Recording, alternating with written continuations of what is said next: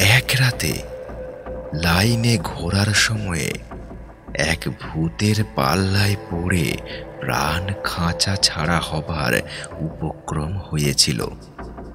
আজ সে কথাই বলি।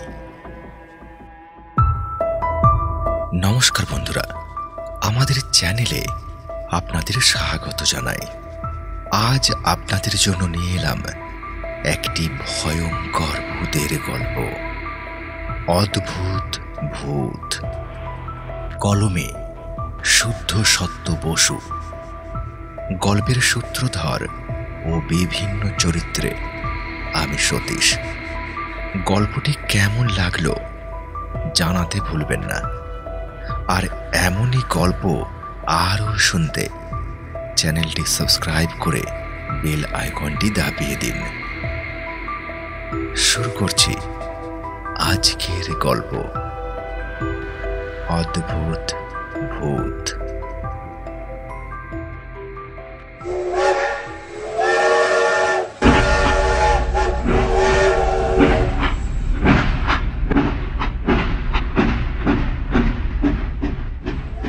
আমি তখন বেঙ্গল নাগপুর রেলে কাজ করি। সংক্ষেপে ওই রেলের নাম ছিল BNR। এখন সে নাম বদলে হয়েছে SER, অর্থাৎ সাউথ ইস্টার্ন রেলওয়ে।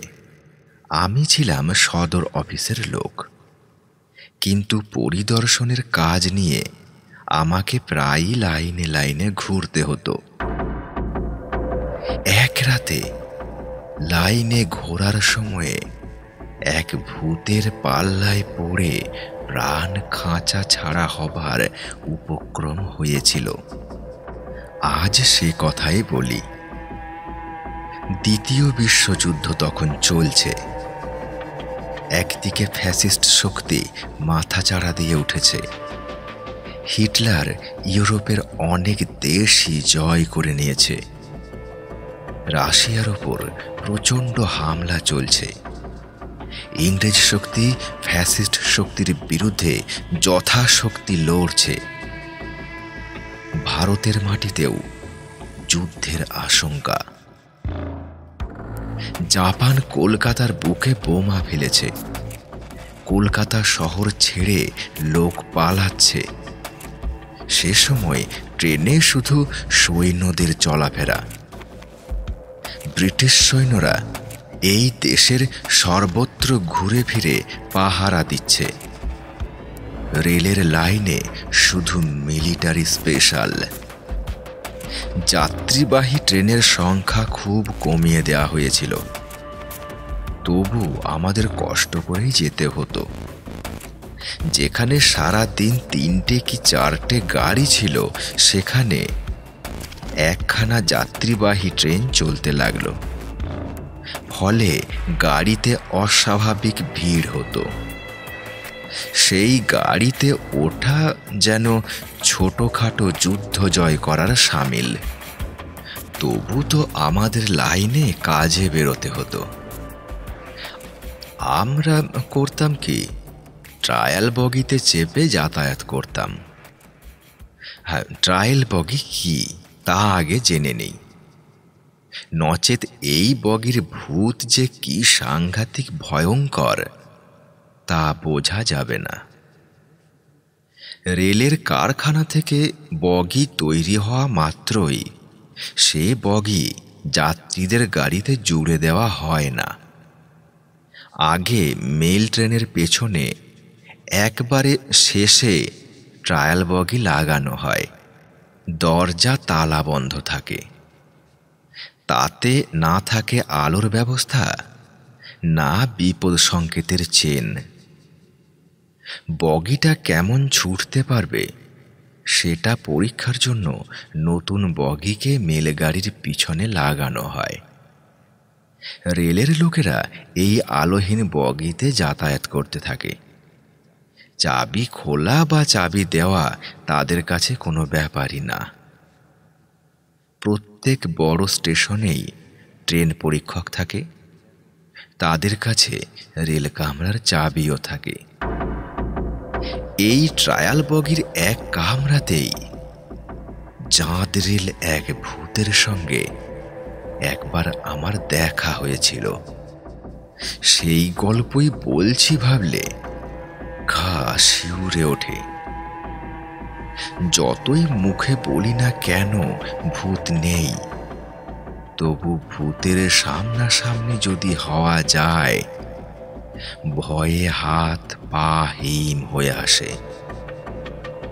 তখন প্রাণ নিয়ে টানাটানি, দম বন্ধ হয়ে যাবার মতো হয়। আমার তো সেই রকমই অবস্থা হয়েছিল। চক্রধরপুর থেকে বিলাসপুর যেতে হবে আমাকে। রাত্রি 11টায় চক্রধরপুর থেকে আপ বোম্বে মেল ছাড়ে। ভোরবেলায় পৌঁছায় বিলাসপুরে। যুদ্ধের সময় তখন ওই লাইনে একখানি মাত্র ভালো গাড়ি, সুতরাং অসম্ভব ভিড়। ওই ট্রেনে স্থানাভাবের জন্য মাঝপথের কোনো স্টেশন থেকে টিকিট বিক্রি করা হতো না কোনো যাত্রীকে। সব স্টেশনেই এক কথা ঘোষণা করা হতো, ঠাঁই নেই, আমাকে বিলাসপুরে যেতেই হবে। বিশেষ কাজে, রেলেরই কাজ।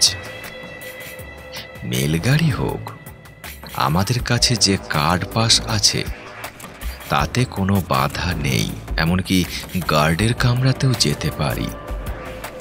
তবে আমরা খোঁজ করতাম ট্রেনের পেছনে কোনো ট্রায়াল বগি আছে কি না।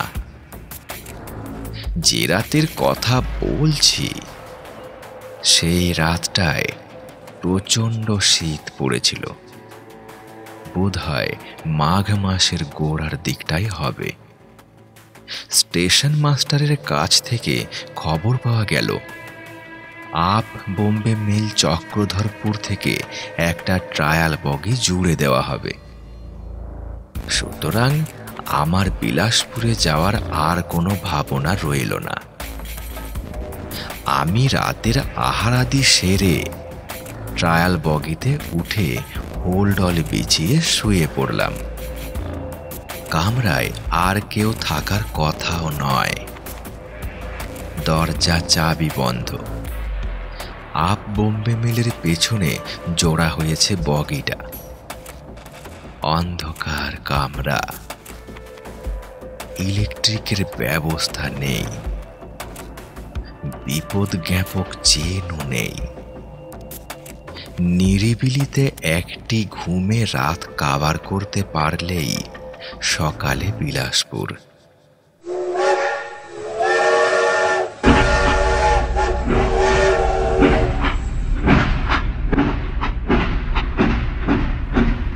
ট্রায়াল বগিতে শুয়ে পড়ার সময় লক্ষ্য করেছি চক্রধরপুর থেকে গাড়ি ছাড়ল। বোম্বে মেল এরপর টানা ঘন্টা 1.5 চলবে। মাঝে কোথাও না।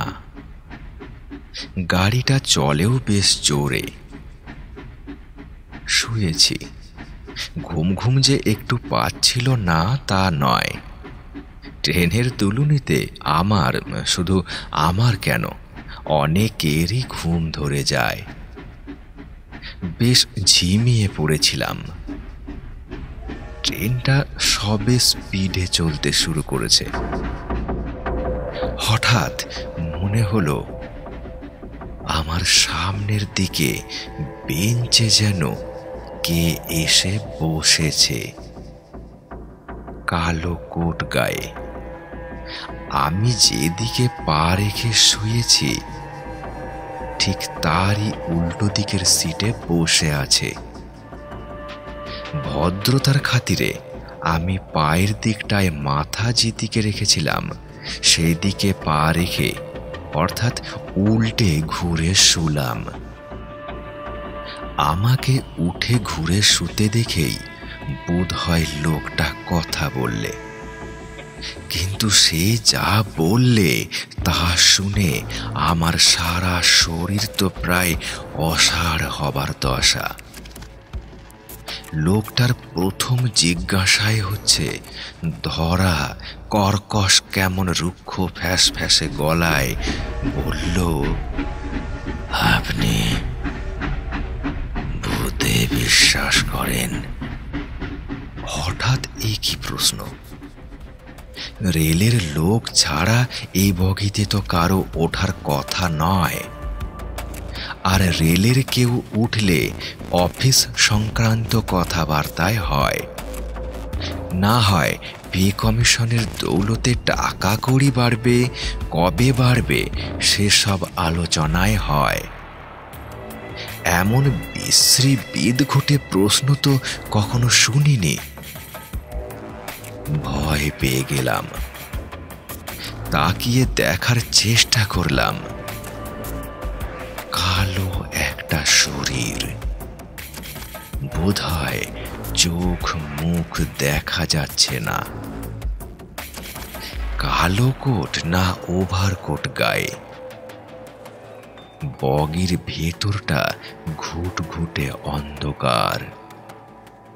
চেহারাটা মালুম হচ্ছে না, তবে কোনো একটা দেহ।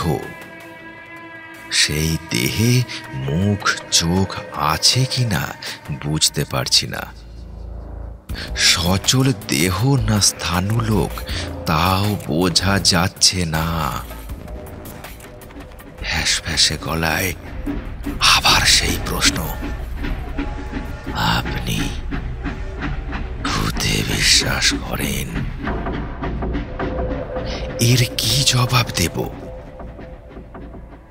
কেমন ভয় পেয়ে গেলাম। কিন্তু ভয় পেলে তো চলবে না। সাহস সঞ্চয় করে কোনো রকমে বলি, না, আমি ভূতে বিশ্বাস করি না। তৎক্ষণাৎ সেই ধরা রুক্ষ ফ্যাস ফ্যাসে গলার আওয়াজ শুনলাম, কিন্তু আমি করি। ব্যাস, এই পর্যন্তই। কালো অন্ধকার পরিবেশেও বুঝলাম লোকটা সেখানে নেই। কেমন উবে গেছে, সম্পূর্ণ অদৃশ্য হয়ে গেছে। বোম্বে মেলের সামনে লাইন ক্লিয়ার। ঘণ্টাখানেকের আগে তো দাঁড়াবার কথা নয়। রেলের ঝিকঝিক ঝমঝম আওয়াজে আমার বুকের রক্ত হিম হয়ে গেল।